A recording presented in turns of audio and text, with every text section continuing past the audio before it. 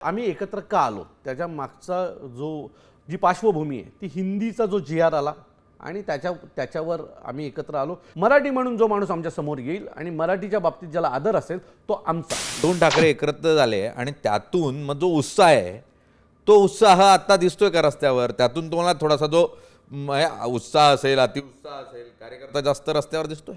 मला हे बघा, आम्ही एकत्र का आलो त्याच्या मागचा जी पार्श्वभूमी आहे ती हिंदीचा जो जी.आर. आला आणि त्याच्यावर आम्ही एकत्र आलो की मराठी माणसाने एक झालं पाहिजे. आता कालच्या मोर्चात एक आहे, मराठी एकीकरण समिती होती, तिथल्या अनेक गणपती मंडळं होती, दहीहंडी मंडळं होती.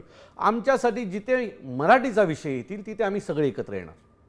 आता युती करायची का आघाडी करायची का हा निर्णय सर्वस्वी सन्माननीय राजसाहेबांचा आहे आणि त्याच्यावर जो निर्णय घेतील ते आम्हाला सगळ्यांना मान्य असेल. आमच्यासाठी ज्यावेळेला मराठीचा विषय येतो ना त्यावेळेला तिथला मराठी म्हणून सगळे एकत्र आले पाहिजे. कालच्या ह्याच्यामध्ये तिथे प्रताप सरनाईक आले आणि जी घटना घडली, मी म्हटलं तो मराठी म्हणून जर आला असेल तिथे तर आम्ही त्यांचं स्वागतच करणार. मग ते कुठल्या पक्षाचे आहेत कशाचे आहेत आम्हाला काही घेणं देणं नाही. मराठी म्हणून जो माणूस आमच्या समोर येईल आणि मराठीच्या बाबतीत ज्याला आदर असेल तो आमचा, या भूमिकेचे आम्ही